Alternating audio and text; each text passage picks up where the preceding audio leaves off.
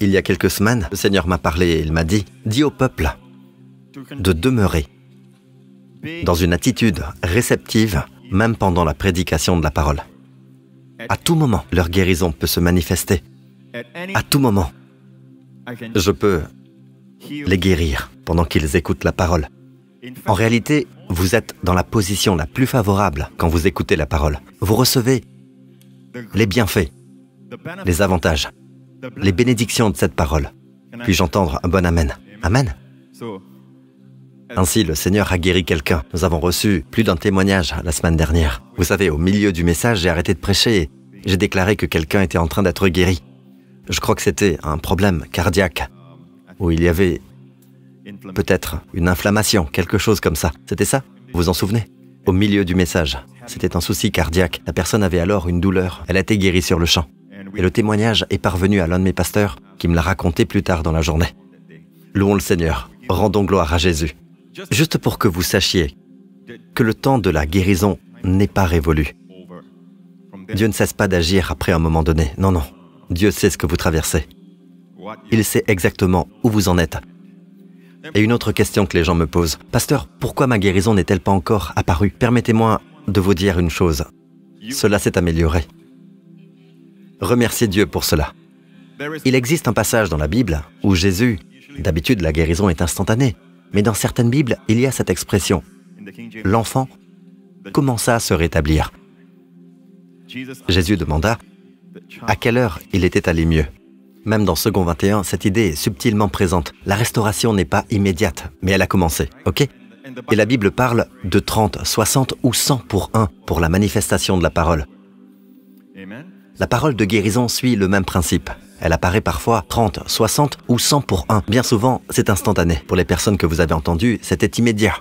Pour les autres, votre guérison a commencé. Amen. Elle se manifestera. Remerciez Dieu pour chaque amélioration. Par exemple, si vous ne pouviez pas lever la main plus haut que l'épaule et qu'il reste une gêne, remerciez Dieu pour le 30 pour 1 que vous avez déjà. Remerciez-le. Jadis, vous ne pouviez même pas la lever ainsi. Remerciez Dieu. Ne soyez pas de ceux qui se plaignent. Dieu n'aime pas l'esprit de plainte. Vous venez à l'assemblée, tant de bonnes choses se passent et vous voyez juste ce qui ne va pas. N'est-ce pas? Le pasteur Lawrence est impeccable, tout est parfait et pourtant, vous lui cherchez des défauts. Vous voyez, je cite le pasteur Lawrence, pas moi. Amen. Vous critiquez les musiciens, vous critiquez tout. Pourquoi ne pas célébrer tout le bien que vous voyez? Amen. Et devenir quelqu'un comme Jésus.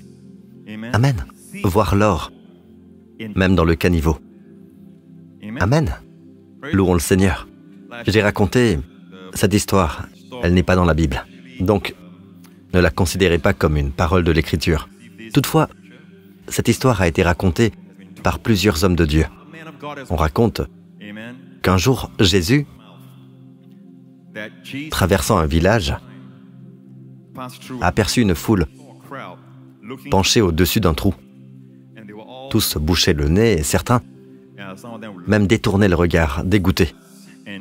Et quand Jésus s'est approché, la foule s'est écartée comme la mer Rouge pour le laisser passer. Et il a vu l'objet de leur dérision, de leur dégoût. C'était un chien mort, couvert de mouches. Jésus a regardé, tous ont fixé Jésus en se demandant ce qu'il dirait. Il a déclaré « Jamais perle ne fut plus blanche que ses dents. » Amen, les dents du chien. Il avait trouvé quelque chose de beau dans cette carcasse. Ses dents. Amen. Amen. Quelqu'un disait d'un homme de Dieu, « Tu sais, tu ne dis jamais de mal de personne. Je crois même que tu n'aurais rien de mauvais à dire sur le diable. » Il a répondu, « Eh bien, le diable est très persévérant. » Oui, vraiment très persévérant. Le mot hébreu pour se plaindre est loun. Loun. Pas le mot en hokkien. Le mot loun en hébreu est souvent employé. Pourquoi selon vous? Pas seulement pour se plaindre, mais aussi pour passer la nuit. Un tel a passé la nuit là. Un tel est demeuré là pour la nuit. Et il est même resté. Tout cela vient du même mot, lun, dans la Bible. Il y a divers récits bibliques où des gens passent la nuit quelque part, restent la nuit, et le mot lun est employé. Un autre usage de lun, c'est se plaindre, surtout dans le désert. Autrement dit, Dieu est en train de dire ceci: quand vous traversez une saison sombre, comme la nuit, voulez-vous y rester plus longtemps? Qui veut prolonger cette situation? Nous passons tous par des périodes sombres, pas vrai? Nous n'avons pas envie d'une période pareille. Je ne parle pas littéralement du noir ou de la nuit. C'est un temps, une période sombre. Vous ne comprenez pas tout ce qui arrive, mais grâce à Dieu, même le psalmiste qui se confie en l'Éternel dit « Même quand je marche dans la vallée de la mort, vous n'allez pas y rester, vous allez la traverser. » Amen. Et la façon dont les gens restent coincés dans cette nuit, c'est en se plaignant. Ils se plaignent encore et encore. Et plus ils se plaignent, plus la saison de nuit s'allonge. N'est-ce pas? Nous ne sommes pas comme cela. Amen. Tournez-vous vers votre voisin. Dites quelque chose de bon à votre voisin. Trouvez un compliment. Allez. D'accord? Au bout d'une heure, je suis sûr que vous trouverez bien quelque chose. D'accord? Bon. Si c'est votre épouse, trouvez vite. Amen. Tu as une belle-mère persévérante. Je te le dis, une belle-mère persévérante. Ah oui, c'est une qualité. Amen. Alléluia. Gloire au Seigneur. Vous savez, j'ai demandé au Seigneur de me permettre de vous parler de la parole Réma pour la saison, d'en parler pendant ce prêche. Mais le Seigneur ne cesse de me ramener à ceci. C'est le temps pour le peuple d'être réétabli dans l'évangile de la grâce. Et plus je le vois, plus je réalise que les gens ne peuvent pas recevoir cela une seule fois pour toutes, et puis c'est acquis. Parce que c'est tellement contraire à notre nature charnelle de croire au pardon de Dieu. De croire qu'en dépit de tout, nous sommes pardonnés. Le pasteur Prince le prêche depuis longtemps. Certains d'entre vous l'entendent depuis des années. Mais quand vous réécoutez ces vérités, vous voyez bien qu'il y a des situations que vous avez vécues en semaine et vous n'avez pas réagi ou agi selon la Bible. Vous n'avez pas réagi de façon surnaturelle alors que nous ne sommes plus des gens simplement naturels. Il est très naturel de penser que Dieu a encore quelque chose contre nous, même après avoir été pardonné, ou de se trouver dans l'incapacité de pardonner aux autres, ce qui montre que vous n'avez pas vraiment reçu le pardon de Dieu. Laissez-moi vous dire ceci. Savez-vous que vous l'avez en permanence? La Bible dit dans Éphésiens chapitre 1, verset 6, je crois que c'est le verset 6, « En lui, nous sommes rachetés. Nous avons au présent, en lui, par son sang, nous sommes rachetés. » Pardonnez, nous n'avons pas seulement la rédemption, nous avons le pardon de nos fautes, conformément à la richesse de sa grâce. Votre pardon des péchés est conformément à, et non tiré de. Si un milliardaire vous donne de l'argent tiré de sa richesse, cela peut être 10 000 $, 1 000 $ ou 100 $. Cela reste tiré de sa richesse. Vous comprenez? Le mot grec est ek, hors de, prélevé sur. Mais lorsque le grec veut dire conformément, c'est le mot kata, conformément. Et la Bible dit que nous avons le pardon des péchés conformément. Cela veut dire que le riche, le milliardaire, vous a béni conformément à tout ce qu'il possède. Tout ce qu'il a est à vous. Voilà la bénédiction que nous avons reçue de Dieu. Le pardon que nous accordons n'est pas ainsi.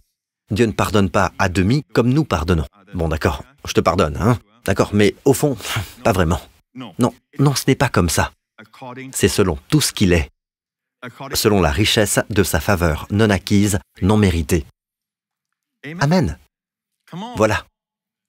Ce n'est pas déduit de sa grâce, c'est selon la richesse de sa grâce. Amen. Nous avons ce verset ici, En lui, par son sang, nous sommes rachetés, pardonnés de nos fautes, conformément à la richesse de sa grâce. Voyez-vous cela? Alors, combien parmi vous y croient? Vous savez, il y a des enseignements avec lesquels j'ai grandi, mais je réalise aujourd'hui qu'il y avait des erreurs. C'est-à-dire que nous ne recevons qu'un pardon partiel, autrement dit. Lorsque nous avons commencé à croire au Seigneur Jésus-Christ, Dieu nous a pardonnés, depuis le jour de notre naissance jusqu'au jour, ainsi nos péchés passés ont été pardonnés.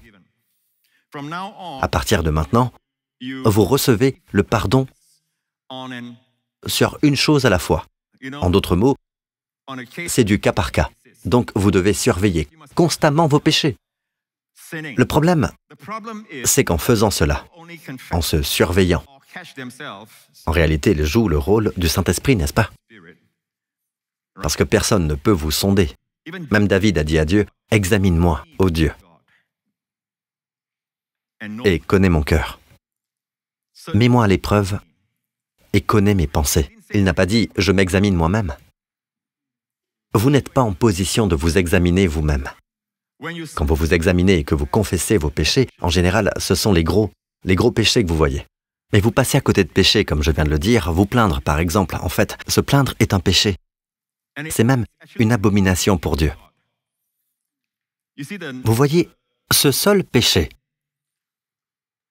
a pénalisé Israël et a causé la mort de beaucoup dans le désert.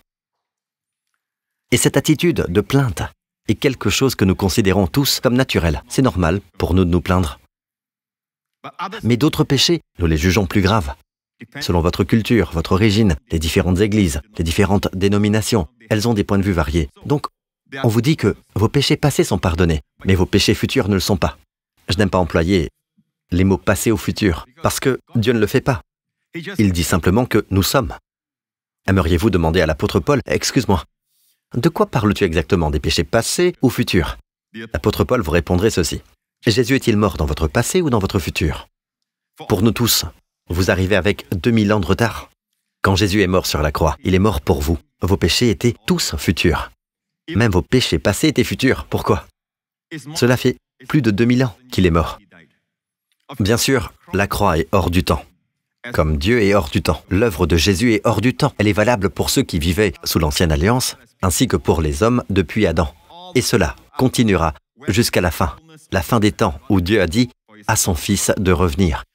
Tous nos péchés ont été portés par Jésus. Amen. Or, ce n'est pas seulement lors de l'enlèvement, cela va au-delà aussi. Nous ne savons donc pas quand viendra la fin, quand Dieu dira « ça va, ça suffit ». Amen, c'est la fin. Mais pour nous, tous nos péchés ont été portés par Jésus. Amen. Depuis tout notre passé jusqu'à l'enlèvement. Louez le Seigneur. Puis-je entendre un bon Amen? Nous devons donc vivre dans la connaissance, dans le réconfort, dans la joie de l'amour de Dieu. Parce que la façon dont l'amour s'exprime, c'est le pardon. Si vous aimez quelqu'un, l'un des meilleurs moyens de faire que cette personne se sente aimée est de la faire se sentir pardonnée. Certaines personnes aiment sans pardonner. Ce n'est pas de l'amour. Si vous aimez, vous pardonnez. Mais Pasteur Prince, je ne comprends pas. Je parle de personnes qui sont proches de vous, qui vous aiment. Le pardon, encore une fois, ne signifie pas que vous deviez redonner à cette personne la même place qu'avant. Par exemple, si un patron a quelqu'un qui vole dans sa caisse, le patron, étant croyant, ne doit pas nourrir de rancune. Pourquoi? Parce que cette rancune, cette amertume, cette absence de pardon ne détruira que le patron, pas la personne.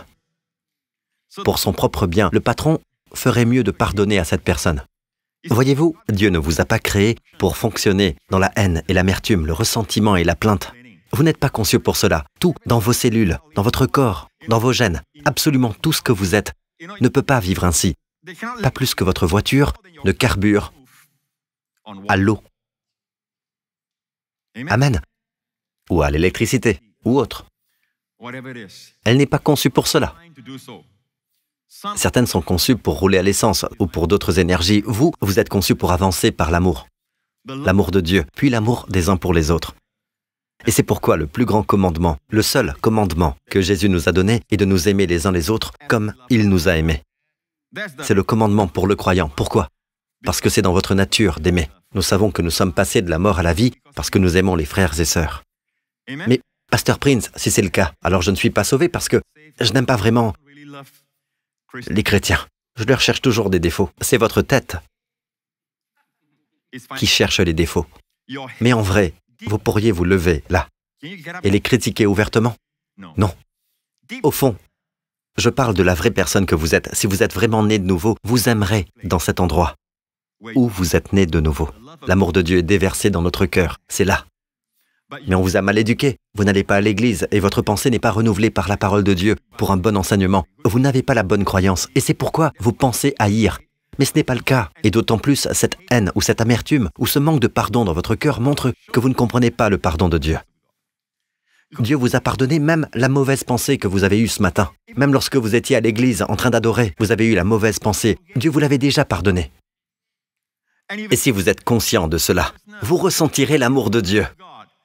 Et quand vous ressentez l'amour de Dieu, il se passe quelque chose de merveilleux en vous. J'ai un message que j'ai prêché il y a de nombreuses années, intitulé « De bonnes choses arrivent à ceux qui croient que Dieu les aime ». Il y avait une famille en Amérique, un pasteur et sa famille qui vivaient dans une petite communauté. Et ils avaient un chat qui était cher aux enfants de cette famille. Et un jour, le chat jouait dehors. Soudain, il a grimpé dans un grand arbre et il est resté coincé sur une branche. Personne ne pouvait grimper car c'était trop haut et il n'avait pas d'échelle qui puisse atteindre le chat. Alors, le père a dit, « Voilà ce que je vais faire. Je vais lancer une corde par-dessus cette branche où le chat est coincé, d'accord? Je vais l'attacher à ma voiture. » Oui, une brillante idée, vous savez. Les pasteurs, ils ont toutes ces sortes d'idées. Amen. Alors, il l'a attaché à sa voiture, a tiré la branche. À mesure que la branche descendait, les enfants, eux, devaient faire attention à bien tendre les mains afin d'attraper le chat. Les enfants étaient d'accord et ils se tenaient prêts à attraper le chat. Alors le père a fait marche arrière et la corde attachée à la branche. Et puis, la corde a cédé. D'accord. Mais une semaine plus tard, le pasteur faisait sa tournée. Vous voyez, c'était une petite assemblée et presque toute la petite communauté là était chrétienne. Et lui, il rendait visite à ses fidèles.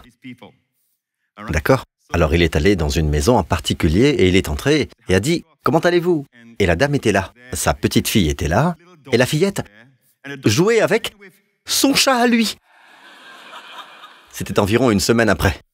Et il ne voulait rien dire de l'incident, alors « Joli chat là-bas.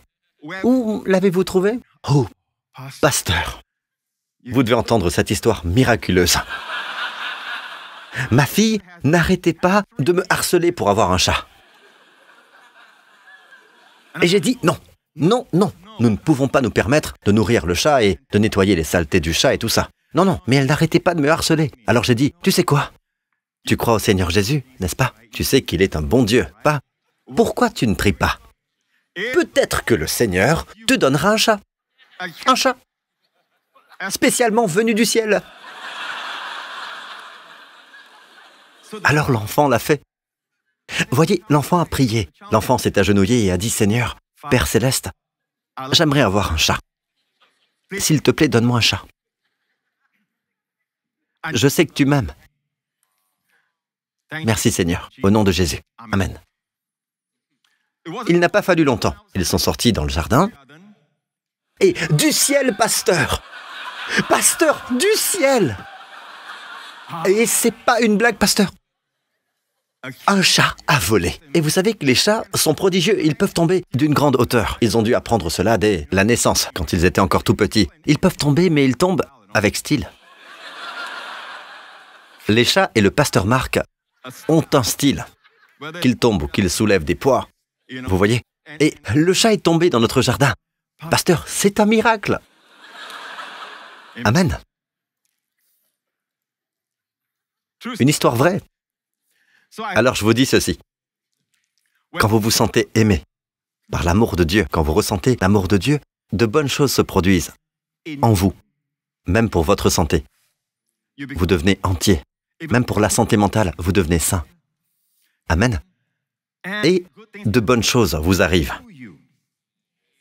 Je trouve cela tellement vrai. Ma fille, Jessica, quand elle avait environ 4 ou 3 ans, plus jeune je crois, Je me souviens encore qu'elle pleurait. Elle avait une attaque virale. Elle pleurait et pleurait. Nous l'avons emmenée à l'hôpital pour enfants et ils lui ont fait une prise de sang. Il ne pouvait pas vraiment comprendre ce qui se passait. Et puis, nous l'avons ramenée, elle pleurait encore. Mon cœur ne le supportait plus. C'était mon premier enfant. Et je n'avais jamais vécu cela. Je n'avais jamais affronté cela auparavant. Et j'ai prié, et rien ne semblait se passer. Je priais, priais, et rien ne se passait, et elle pleurait. Elle pleurait comme si elle souffrait. Et j'étais impuissant en tant que parent. Vous savez ce que l'on ressent comme parent. Vous voulez agir. Alors j'ai dit à Wendy, prends soin d'elle. Emmène-la dans la chambre. J'ai besoin d'être seul. Cela peut sembler égoïste, mais je pense qu'elle savait que j'allais prier. Alors je suis allé dans ma chambre, j'ai fermé la porte, et j'ai simplement pleuré devant le Seigneur. Et j'ai dit, Seigneur, je n'en peux plus, je ne supporte plus ces pleurs. S'il te plaît, Seigneur, parle-moi, j'ai besoin que tu me parles. Alors j'ai vu ma Bible là-bas. J'ai ouvert la Bible, elle est tombée sur Genèse 22. Et Genèse 22 parle d'Abraham et d'Isaac. Amen. Le sacrifice que Dieu a demandé à Abraham. Offre ton fils unique. Prends ton fils unique, celui que tu aimes. Offre-le en holocauste sur l'une des montagnes que je t'indiquerai. La Bible dit que le 3e jour, Abraham vit l'endroit de loin. En hébreu, Hamakom. L'endroit, nous l'apprenons plus tard, c'est l'endroit où Dieu est appelé Jéhovah-Jireh. Là où Dieu pourvoit à tout. C'est en réalité le lieu de la croix. C'est le mont Calvaire. Le sommet le plus élevé du mont Moria est le mont Calvaire. Et Dieu a dit à Abraham, amène ton enfant là-bas. Et là, tu le sacrifieras. Mais ce n'est que le 3e jour qu'il a vu le lieu. Ainsi, le 3e jour renvoie au lieu de la croix. Le lieu où Dieu devient Jéhovah-Jireh. Par la croix, il pourvoit à tous nos besoins. Tout d'abord, nous avons besoin de salut. Il y pourvoit. Amen. Il est simplement Jéhovah-Jireh, le Dieu qui pourvoit et pourvoit encore et encore. Amen. Alors j'ai vu cela. Et ensuite, cette autre partie que j'ai prêchée tout au long des années. Dès lors, quand j'ai vu ça, moi j'étais absorbé par l'histoire. Et là, je réalise que Dieu parle de son Fils. Lorsqu'il a dit à Abraham, prends ton fils unique. Dieu aussi prendrait un jour son fils. Dieu savait qu'il prendrait son fils unique, et offrirait son fils dans le Hamakom, le lieu, ce même lieu où Jésus-Christ sera crucifié, afin que Dieu puisse offrir le pardon à tous nos péchés et nous bénir au-delà de ce qu'on peut concevoir, au-delà de tout ce que nous pouvons demander ou imaginer. Amen. Ainsi le Seigneur m'a montré que Jésus a porté la croix, tout comme Isaac a porté le bois. Et ensuite, posé à son père la question, voici le feu et le bois, mais Père, Abba, où se trouve l'agneau pour l'Holocauste? Comme cela a dû briser ce vieil homme, vous savez. Il a simplement regardé son fils et a dit, Dieu pourvoira lui-même à l'agneau pour l'Holocauste. Littéralement en hébreu, cela peut se comprendre dans 2 sens.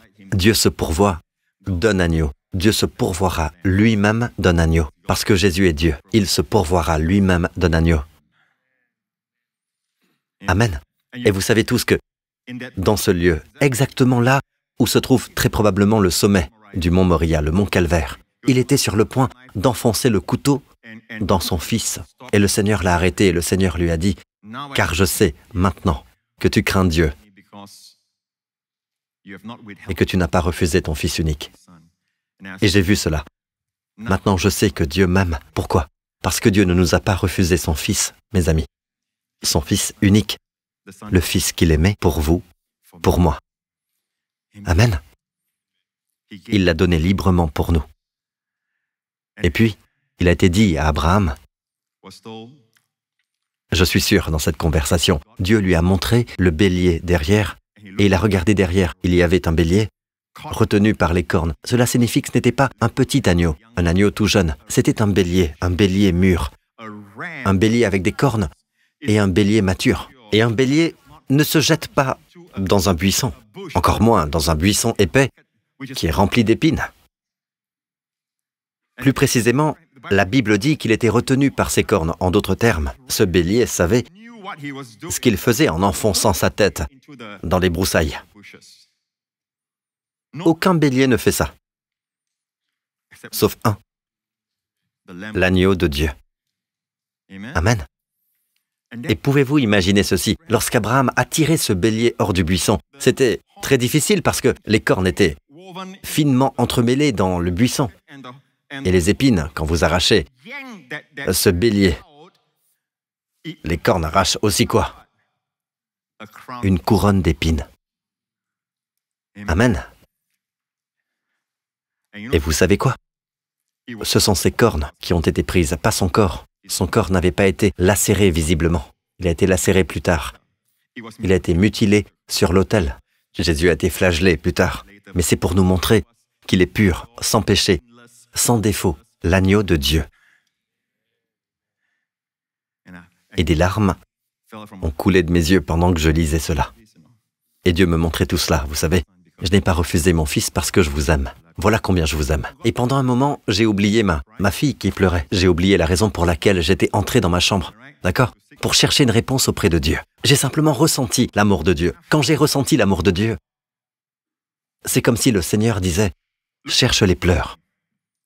Tu cherches les pleurs et il n'y en a plus. Arrête. » Et dès lors, elle allait bien. Elle a été guérie. Loué soit Dieu.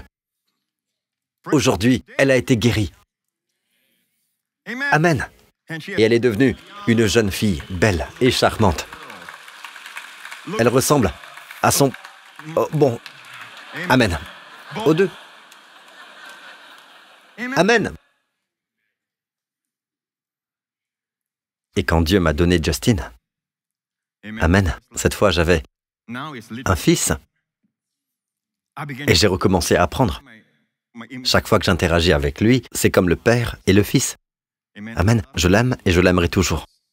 Rien de ce qu'il fait ne peut changer mon amour pour lui. Je l'aime parce qu'il est mon fils, n'est-ce pas? Abandonnerai-je mon fils pour vous? D'accord? Pour des pécheurs? Non. Pour des gens qui le frapperaient, le flagelleraient, lui enfonceraient des clous dans les mains, les pieds? Non, absolument pas. Je dirais juste qu'il meure et aille en enfer. Vous feriez pareil vous aussi pour vos enfants, n'est-ce pas? Mais Dieu a donné son Fils, non pas à des gens qui le traiteraient bien, des gens qui lui enfonceraient des clous, lui cracheraient au visage, le dépouilleraient, se moqueraient de lui et le flagelleraient, puis le crucifieraient. C'est l'acte le plus méchant, commis contre l'amour parfait, lui qui n'a fait que parcourir le pays en faisant le bien. Et pourtant, Dieu a pris l'acte le plus méchant. L'acte le plus méchant est ce qui s'est passé en la croix. Et Dieu a manifesté son plus grand amour pour vous et moi, en mettant nos péchés sur son Fils. Amen. Et c'est devenu le plus grand témoignage d'amour. Quand vous voyez la croix maintenant, c'est un symbole d'amour. Amen. Vous ne la considérez pas comme l'acte le plus méchant des hommes, mais comme l'amour de Dieu. Amen. Amen. Quelque chose de bon se produit en vous, pour vous, et autour de vous, quand vous ressentez l'amour de Dieu. John Wesley, le fondateur du mouvement méthodiste, je parle du méthodisme, d'accord? Il a partagé une citation très intéressante. Il serait bon que vous reteniez cette citation. C'est un grand homme de Dieu. Et il sait de quoi il parle. Il a dit ceci. L'amour de Dieu est le moyen de tous pour la santé et la longue vie. L'amour de Dieu. Et écoutez, il n'a pas seulement dit un moyen. Il n'a pas seulement dit un moyen puissant. Il a dit que c'est le moyen le plus puissant de tous. Qu'il s'agisse de médecine, d'opération, d'alimentation, de régime, d'exercice, quoi que ce soit, parmi tous, l'amour de Dieu est le moyen le plus puissant pour la santé et la longue vie. Amen. Amen. Je veux vous partager très rapidement cette belle histoire qui s'est passée à Capharnaüm. Et nous sommes allés littéralement à cet endroit, dans cette maison. Amen. Ils ont découvert cette maison. Et cela s'est passé dans Luc 5. Il est écrit, un jour, Jésus enseignait. Des pharisiens et des professeurs de la loi étaient assis là. Avant cela, il y a eu la purification du lépreux. Attention, il y a d'autres miracles qui se sont produits dans l'Ancien Testament. Mais aucun lépreux n'a jamais été purifié. Vous pensez peut-être à Naaman, qui était lépreux. En fait, il n'y avait aucune intervention humaine. D'accord? Il a reçu l'ordre d'aller au fleuve Jourdain et s'y plonger 7 fois. Et il est remonté. Sa chair redevint comme celle d'un jeune enfant et il fut pur. Parfois, je réclame cette promesse pour moi-même. Amen. Rends ma peau comme celle d'un enfant. Alléluia. Loué soit le Seigneur. Ah oui, Pasteur Prince, vous n'auriez pas plutôt... vous recevez ce que vous croyez, alors.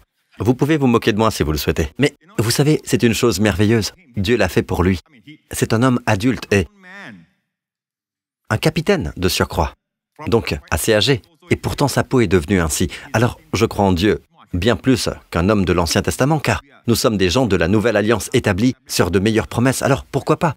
Bref, le fait est qu'il a été purifié, mais personne ne l'a touché. Dieu ne laissera pas la gloire aller à un homme. Ainsi, personne n'a été purifié de cette manière. Mais il est raconté dans la Bible, ainsi que dans la tradition orale juive, que le Messie, l'un des signes du Messie, c'est qu'il purifiera la lèpre. D'accord? Très intéressant. Même s'il s'agit de guérison, pour la lèpre, on utilise toujours le mot « purifier », pas « guérir ». Amen, parce que la lèpre est une image du péché. Donc, ça c'était avant. Là, il y avait un lépreux qui est venu à Jésus et a dit « Seigneur, si tu le veux, tu peux me rendre pur ». Et cet événement a eu lieu où? Autour du mont des Béatitudes. Et si vous regardez depuis le mont des Béatitudes, quand vous êtes avec moi ou avec nos responsables, ils vous indiquent toujours en ligne droite vers Capharnaüm, où cette histoire s'est déroulée. Ainsi, il a purifié le lépreux. Amen. Et même s'il existe différentes versions, il se pourrait qu'il n'y ait que quelques jours seulement de différence. Mais les récits de Luc ne sont pas en ordre chronologique, alors que Marc suit un ordre très chronologique. La structure de Luc 1 est un choix divin. Il a placé 2 histoires qui peuvent être espacées de plusieurs mois, voire d'1 an, et ainsi de suite, et les a mises côte à côte pour enseigner une leçon. Comme Zachée, n'est-ce pas? Et le jeune dirigeant. Vous vous souvenez? Côte à côte. Mais ce n'est pas arrivé chronologiquement. Vous me suivez jusqu'ici. Chronologiquement signifie aujourd'hui, puis demain, une heure, puis celle qui suit, le moment suivant. C'est la chronologie. Ce n'est pas un ordre chronologique, mais c'est placé là comme un dessin pour que nous recevions des vérités spirituelles, surtout par la comparaison et le contraste. D'accord? Vous êtes toujours avec moi? Et la raison pour laquelle ces docteurs de la loi étaient là, les pharisiens et les professeurs de la loi, ils venaient de partout. Ils venaient de Jérusalem, ils venaient de différents endroits parce que le lieu où Jésus a fait le miracle est très proche de Capharnaüm. Alors ils se sont tous précipités à Capharnaüm. Et Capharnaüm était une ville animée. Les Romains la géraient, mais c'était une ville très animée. Amen. Il s'est donc probablement écoulé quelques jours. Amen. Avant cette guérison. Ainsi, Jésus était là. Et ils sont tous venus l'observer. Il y a des gens qui viennent à l'église pour nous observer.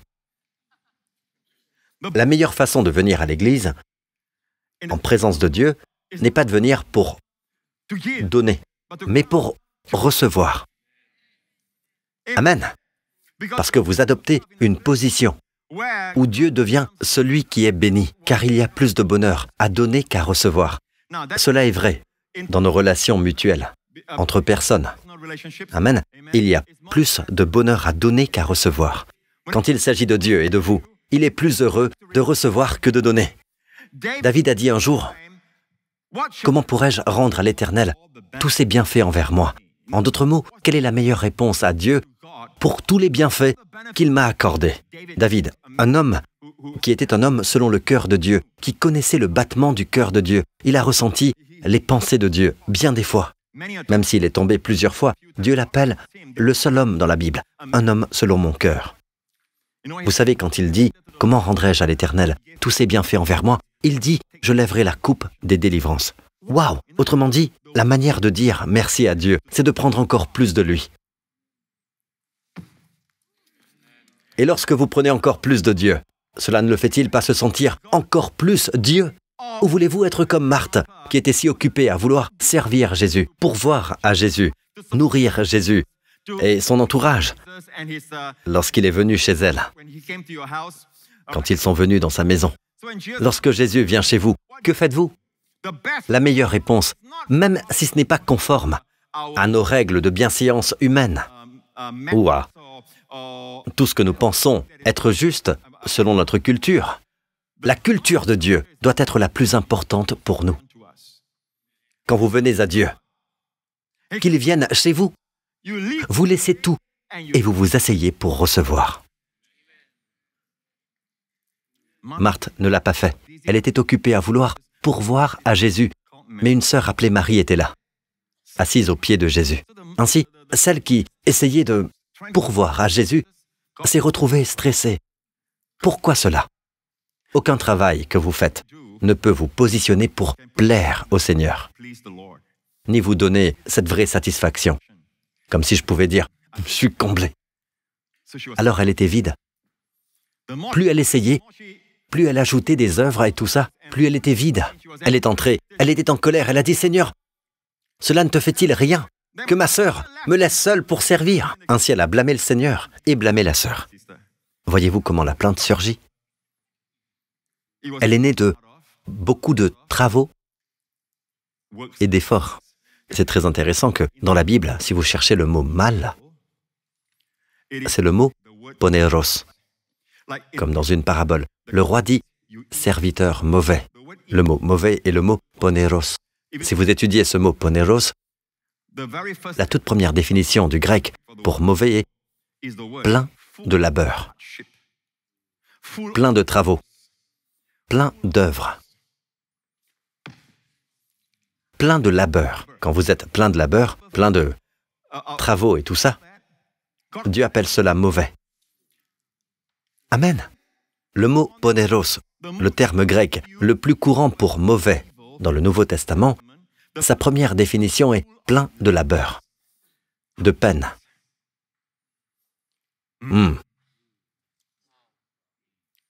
C'est ce qui s'est passé.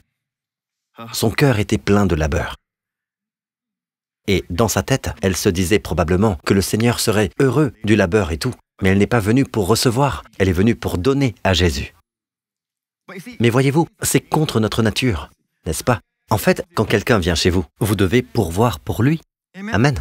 Souvenez-vous donc de ce mot, plein de labeur, plein de peine, poneros, mauvais. Alors, elle est venue se plaindre au Seigneur. Elle a trouvé à redire du Seigneur ses plaintes, du Seigneur ainsi que de sa sœur. Cela ne te fait-il rien que ma sœur? Les mêmes mots de notre bouche quand vous dites au Seigneur, cela ne te fait-il rien? Vous devez faire attention avant que cela ne vous arrive, avant que votre cœur ne soit plein d'irritation, parce qu'il est plein de labeur. Vous essayez de faire ceci, de faire cela, tandis qu'une sœur était au repos. Et certaines personnes n'aiment pas que le pasteur Prince prêche sur le repos. Elles disent, eh bien, vous produisez juste des chrétiens paresseux. Regardez le pasteur Marc, est-il paresseux? Il a du temps libre. Il sourit. Amen. Il va à la salle de sport. Je pense que le peuple de Dieu travaille, mais il ne se soucie pas de son travail. Il travaille même avec diligence. Amen. Une sœur était assise au repos, et elle ne faisait que recevoir sa parole, juste recevoir, le contempler dans sa beauté, à visage découvert, contemplant la gloire du Seigneur, et elle recevait. Au fait, elle est la seule qui n'est pas apparue au tombeau de la résurrection. Parce que les autres sont venus apporter des aromates. Vous apportez des aromates pourquoi? Pour embaumer un corps mort, pas un corps ressuscité. Donc toutes les femmes étaient en réalité dans l'incrédulité. Il avait bien dit qu'il ressusciterait le 3e jour, mais elles n'y ont pas cru, comme certains d'entre vous. Vous ne croyez même pas au message du 3e jour. Le jour de la résurrection, elles n'ont pas cru. C'est pourquoi elles ont apporté des aromates. Elles n'ont pas cru. Sinon vous apportez des aromates, pourquoi? Mais Marie n'était pas là. Les autres maris étaient là. Il y a environ 4 ou 5 maris dans la Bible. Amen. Et elle n'était pas là. Marie de Béthanie n'était pas là. Pourquoi? Parce qu'elle était à ses pieds. Elle l'a entendu dire. Et plus tard, quelques chapitres plus tard, nous avons une histoire où elle vient pour oindre son corps. Je devrais dire quelques jours plus tard. Elle est venue oindre son corps. Et Jésus dit qu'elle l'a fait pour son ensevelissement. Et Le parfum qu'elle avait mis sur Jésus, ce parfum est très fort, vous savez. Ce n'est pas comme ces faux produits, ces produits chimiques ajoutés à votre aromathérapie. D'ailleurs, cela peut être dangereux. Mais là, c'est pur et le parfum reste. Ainsi, même si vous vous lavez, si vous vous immergez dans le mikva, puis vous ressortez, le parfum est encore là, sur tout votre corps.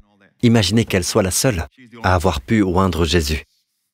Les autres venus ce matin-là n'en ont jamais eu l'occasion. L'amour vous fait accomplir la bonne chose au bon moment. Vous n'avez pas à vous soucier du labeur. En fait, cela ne signifie pas qu'il n'y a pas de travail. C'est un travail précis, au bon moment, d'une manière qui plaît au Seigneur et qui glorifie le Seigneur. Amen.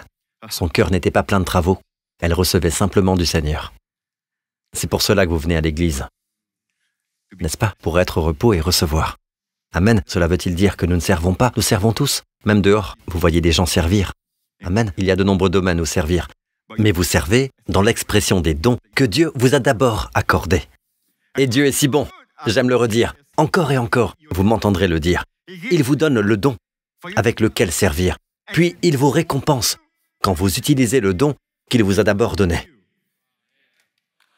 Vous voulez que je le répète? Il vous donne d'abord le don. Puis, quand vous êtes fidèle à utiliser ce don, certaines personnes ne sont pas fidèles dans l'utilisation du don. Quand vous êtes fidèle à utiliser le don qu'il vous a d'abord donné,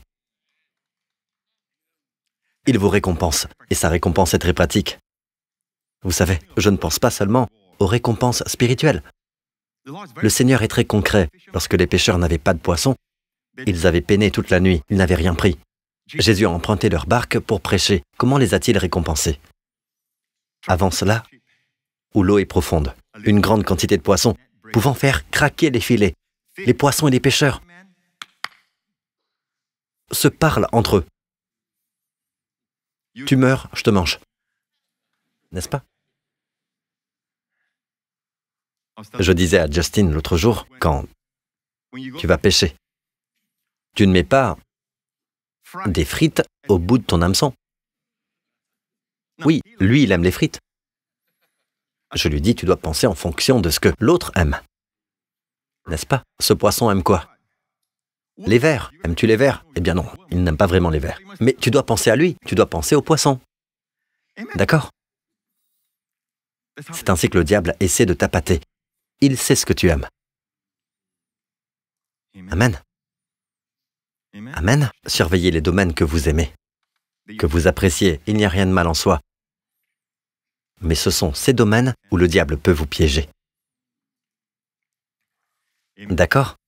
Alors, elle a reçu du Seigneur. Gloire à Dieu. D'accord, on dirait que nous ne pourrons pas terminer cela aujourd'hui. Hein?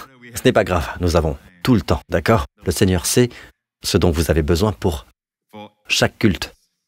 Amen. Le Seigneur sait ce dont vous avez besoin. Mais le contexte est important pour que vous voyiez cela. Quoi qu'il en soit, ils étaient tous là pour quoi? Pour recevoir? Non. Ils étaient là pour donner quelque chose. Oh pasteur, c'est merveilleux. Oui. Écoutez, ils étaient là pour donner des critiques. Les docteurs de la loi et les pharisiens, n'est-ce pas? Étonnant que bien souvent ce soit les docteurs de la loi qui connaissaient très bien la loi. Ils connaissent la loi de Moïse, ils connaissent la loi. Les pharisiens sont des gens qui se glorifient dans la loi. Ce ne sont pas des sadducéens, ce sont des pharisiens et des enseignants de la loi. Des pharisiens et des professeurs de la loi venus de tous les villages de la Galilée, de la Judée et de Jérusalem étaient assis là. Ils sont venus de partout pour l'observer. Ils ne sont pas venus pour recevoir, mais malheureusement pour eux, hélas pour eux, quand ils sont arrivés, ils sont entrés dans la présence de Dieu. La puissance du Seigneur se manifestait par des guérisons. Ils sont entrés dans l'endroit où la puissance du Seigneur se manifestait par des guérisons. Pas une, mais des guérisons. Y compris les pharisiens et les docteurs de la loi. Mais ils sont arrivés comme ceci. En langage corporel, qu'est-ce que cela signifie? Je ne suis pas réceptif. Certains d'entre vous décroisent maintenant les bras. Amen.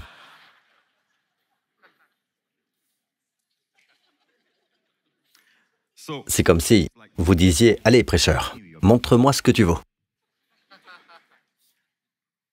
Ils sont venus comme ça, le nez en l'air, les pharisiens. Ils ne sont pas venus pour recevoir. Et la puissance du Seigneur était présente. Et cet homme-ci a un cancer. Cet homme-ci a un goitre qui pousse quelque part. Cet homme a un problème cardiaque. Mais ils sont tous pharisiens, tous comme ça. La puissance du Seigneur se manifestait par des guérisons. Mais ils ne pouvaient pas recevoir, parce qu'ils n'étaient pas venus pour recevoir.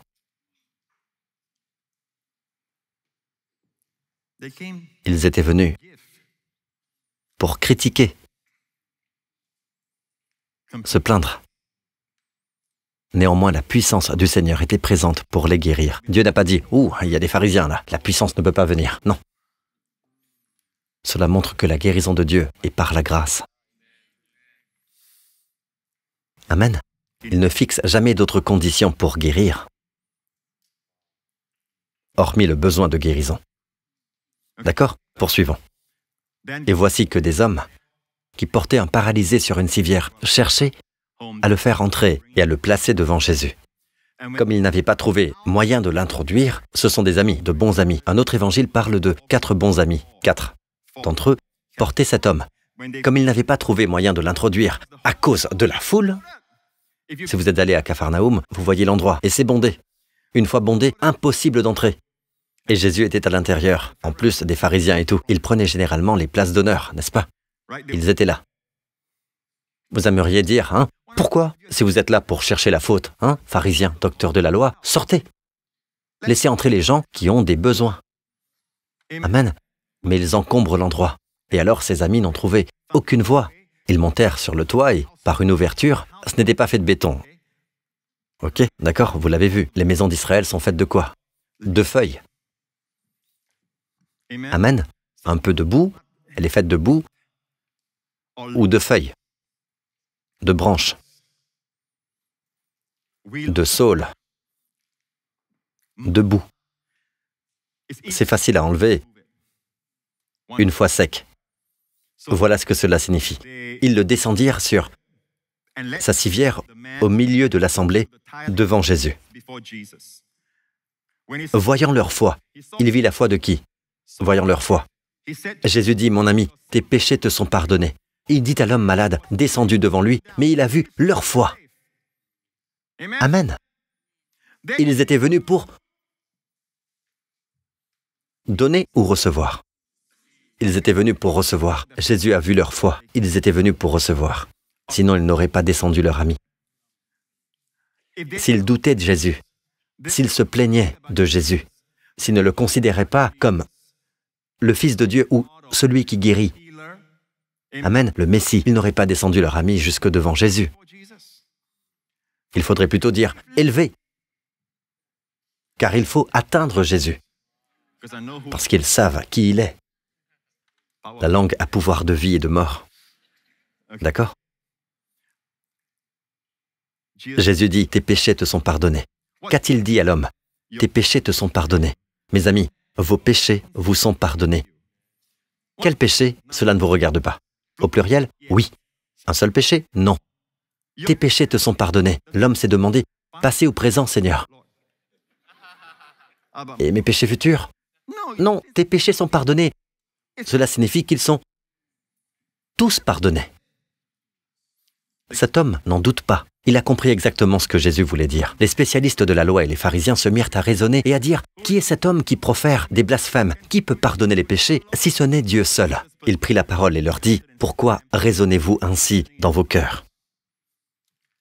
J'aime un autre récit qui dit que Jésus, ayant perçu dans son esprit qu'il raisonnait, oh, je vous le dis, je ne pense pas que nous puissions finir ceci. Je dois vous laisser partir. Je veux vous enseigner la perception et le raisonnement. Quand quelqu'un raisonne, il perd toujours face à celui qui perçoit. En tant qu'enfant de Dieu, vous possédez la perception dans votre esprit. Jésus sut aussitôt dans son esprit qu'il raisonnait. Vous ne trouvez pas cela ici, mais vous le trouvez dans Marc 2 ou dans le récit de Matthieu de cette histoire. D'accord? Jésus sut aussitôt dans son esprit qu'il raisonnait. Jésus a aussi un esprit rationnel. Mais vous avez compris quelle faculté utiliser d'abord. Ils sont tellement occupés à raisonner, raisonner, raisonner, qu'ils ne peuvent pas recevoir. Jésus perçut dans son esprit qu'il disait ce genre de choses. Qui est cet homme qui profèrent des blasphèmes. Qui peut pardonner les péchés si ce n'est Dieu seul? Ils ont raison. Qui peut pardonner les péchés sinon Dieu seul? Alors qui est cet homme? Mais l'ont-ils vu comme Dieu? Non. Jésus connaissait leurs pensées. Il prit la parole et leur dit, « Regardez bien, Jésus connaissait leurs pensées. » Alors Jésus dit, « Pourquoi raisonnez-vous ainsi dans vos cœurs? Qu'est-ce qui est le plus facile à dire? Tes péchés te sont pardonnés ou lève-toi et marche? Permettez-moi de vous poser une question. Qu'est-il plus facile à dire? Tes péchés sont pardonnés ou lève-toi et marche? Qu'est-ce qui est plus facile à dire? Qu'est-ce qui est plus facile? Tes péchés sont pardonnés, n'est-ce pas? Pourquoi? Parce que cela reste invisible aux hommes. Mais lève-toi et marche. Les hommes le voient, d'accord? Il a démontré la merveille du pardon en accomplissant d'abord le prodige. Il leur a fait comprendre la merveille, plutôt, qu'est le pardon. Il a effectivement pardonné, d'accord? Mais il leur a fait saisir ce miracle de pardon en leur donnant le miracle de la guérison. Que pouvaient faire les pharisiens? Ils ne pouvaient pas plus libérer cet homme de l'emprise, de la paralysie, qu'ils ne pouvaient délivrer son âme de la culpabilité du péché. Tout ce qu'ils pouvaient faire, c'est se plaindre, se plaindre. Qui peut pardonner les péchés si ce n'est Dieu seul? Jésus, lui, sait ce qui est le plus facile à dire. Pardonner. Dieu dit, tes péchés te sont pardonnés. C'est facile pour n'importe qui. Pourquoi? Parce que cela ne se voit pas. Mais je vais vous montrer la vérité que vos péchés sont pardonnés, en faisant quelque chose que vous pouvez voir. Lève-toi, prends ta civière et marche, afin que vous sachiez que le Fils de l'homme a sur la terre le pouvoir de pardonner les péchés. Il dit à l'homme paralysé, je te le dis, lève-toi, prends ta civière et rentre chez toi. Celui-ci se leva immédiatement en leur présence. Cela signifie quoi? Ce que Jésus a déclaré concernant le pardon de ses péchés est réel. Et cela nous apprend quelque chose. Quand vous êtes pardonné de vos péchés, la guérison suit. Le problème est que nous ne croyons pas vraiment que nos péchés sont pardonnés. N'est-ce pas? Eh oui. Jésus a dit, qu'est-ce qui est le plus facile à dire? Bien sûr, tes péchés te sont pardonnés, parce que c'est invisible. Mais laissez-moi vous dire quelque chose. Je vais vous montrer quelque chose de visible, afin que vous sachiez ce qui est invisible. S'il peut se lever et marcher, c'est parce qu'il sait que ses péchés sont pardonnés. Tous étaient dans l'étonnement et célébraient la gloire de Dieu.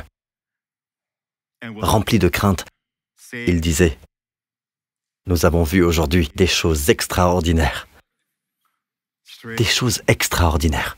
Pour les hommes, c'est étrange. Pour Dieu, ça ne l'est pas. Et mon temps est écoulé. À Jésus, toute la louange, la gloire, l'honneur. Amen. Êtes-vous bénis? En réalité, ce n'était que l'intro. N'est-ce pas? Nous aimerions vous inviter à revenir. Amen. Mais il est si important que vous croyiez être pardonné.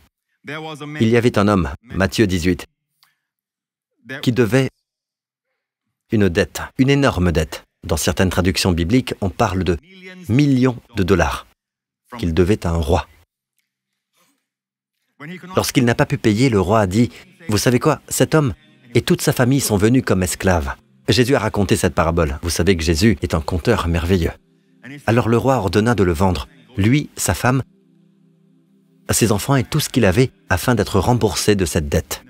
Et l'homme a dit, « Seigneur, prends patience envers moi, et je te paierai tout. » Il demandait plus de temps. Mais pensez-vous qu'il puisse tout payer? Des millions de dollars? Bien sûr que non. Rempli de compassion, le maître de ce serviteur le laissa partir et lui remit la dette. Dites toute la dette.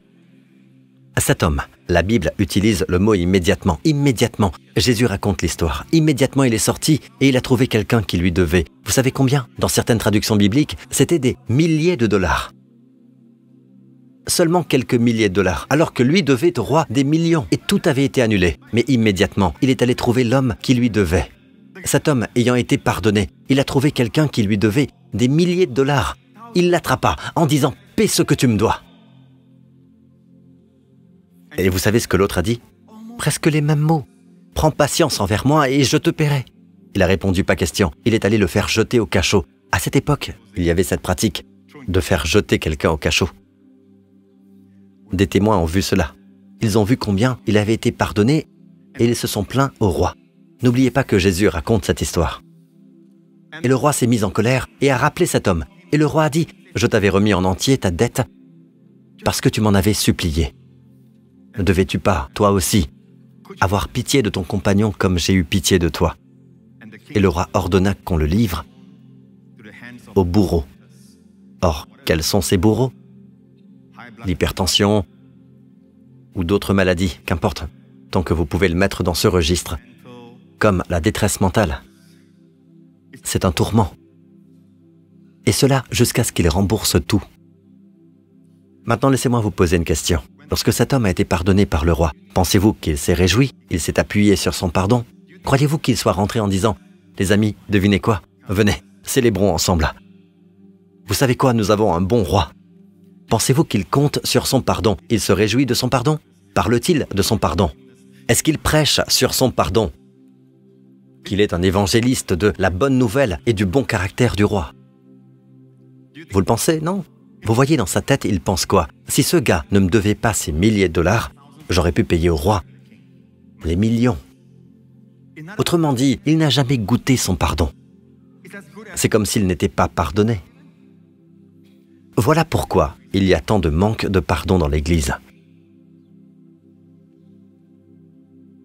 Et certains critiquent ce sermon, sans savoir que c'est la raison pour laquelle leur cœur est rempli d'amertume, même à mon encontre, alors que je prêche ce sermon. Et c'est la bonne nouvelle que le monde réclame. Et voici le mode d'emploi, mes amis. Voici comment accomplir ce commandement. Aimez-vous les uns les autres comme je vous ai aimé. Si je sais que j'ai reçu tant d'amour de lui, j'étends cet amour vers vous. Nous l'aimons parce qu'il nous a aimés le premier. Nous pardonnons parce qu'il nous a d'abord pardonnés. Pardonnez-vous réciproquement comme Dieu nous a pardonnés en Christ. Alors, pardonnez cette personne. Si, disons, un employeur pardonne, l'employeur n'a pas à remettre la personne dans ce poste de confiance. S'il l'a renvoyé, par exemple, il n'a pas à le réembaucher. Mais dans son cœur, il doit pardonner. Dans la relation interpersonnelle, nous pardonnons puis nous rétablissons la proximité avec tous. La famille de Dieu fonctionne pareil. Vous me suivez jusqu'ici? Ne gardez aucune rancune. L'absence de pardon, c'est comme préparer du poison pour celui que vous détestez et puis le boire vous-même. Gardez cette image en tête. La personne reste heureuse. Le mois prochain, il ira à Anfield et verra jouer Liverpool. Mais vous mourrez. Car vous êtes une personne remplie d'amertume. Ça n'en vaut pas la peine. Mais il ne le mérite pas. Quand Dieu vous a pardonné, le méritiez-vous? Je veux d'abord qu'il se repente de tout. Alors, je lui pardonnerai. Vous êtes-vous repenti de tout? Hein? La bonté de Dieu te pousse à changer d'attitude. Recevez-la. Recevez-la. Amen. Inclinez la tête et fermez les yeux. Vous tous ici présents, si vous n'avez jamais reçu Jésus-Christ comme votre sauveur personnel, c'est pourquoi j'ai partagé à l'instant que Christ est venu mourir là, sur cette croix, au mont Calvaire, où il a porté vos péchés et les miens, où la colère de Dieu, dans toute son intensité, est tombée sur lui, jusqu'à ce qu'il épuise la dernière trace de la colère de Dieu contre nos péchés. Et aujourd'hui, Dieu n'a plus de colère envers vous. Il a juré qu'il ne serait plus en colère contre vous, parce que toute sa colère envers nos péchés a expiré en la croix. Nos péchés ont été portés, qu'il s'agisse de nos péchés futurs ou passés, ils ont tous été portés dans le corps de Jésus, en la croix. Et, mes amis, par lui, je vous annonce le pardon de vos péchés. Voulez-vous le recevoir? Et le troisième jour, Dieu a déclaré que son Fils est le Messie, le Fils de Dieu, en le ressuscitant des morts, témoignant que l'œuvre qu'il a accomplie est achevée. Vos péchés sont pardonnés. Si vous le croyez, faites cette prière avec moi maintenant. Dites-la de votre cœur, Père Céleste. Dites-le, Père Céleste. Je crois que Jésus-Christ est mort sur la croix pour tous mes péchés. Je crois que Jésus est ressuscité d'entre les morts, comme preuve que tous mes péchés sont ôtés. Je confesse de ma bouche, parce que je crois dans mon cœur. Jésus-Christ est mon Seigneur et mon Sauveur. Merci, Père, au nom de Jésus. Amen. Loué soit le Seigneur. Mettez-vous debout, peuple de Dieu. Levez les mains, vous tous ici présents. Louez le Seigneur. Que le Seigneur vous accorde les bénédictions du Père Abraham, les bénédictions de Deutéronome 28. Et je vois dans l'esprit que beaucoup d'entre vous expérimenterez cette parole « bénie à ton arrivée et à ton départ ». Que ce soit dans une entreprise, que ce soit un business, quelque chose de semblable, vous trouverez un point de transition. Dieu dit « ne t'inquiète pas outre mesure, tu seras béni à ton arrivée et à ton départ ». Et que le Seigneur vous garde, qu'il vous préserve et vous protège, vous et ceux que vous aimez, durant toute cette semaine, de tout danger, de tout mal, de toutes les puissances des ténèbres. Que le Seigneur fasse briller son visage sur vous, qu'il vous accorde la faveur auprès des hommes, partout où vous allez. Que des portes d'opportunité s'ouvrent devant vous. Que les portes qui ne sont pas bonnes pour vous se ferment et se ferment hermétiquement. Que le Seigneur lève sur vous et sur vos familles sa face et qu'il vous accorde à vous et à vos proches un merveilleux shalom, le bien-être, la plénitude et la paix, au nom de Jésus. Amen, vous avez été bénis. Loué soit le Seigneur, à très bientôt.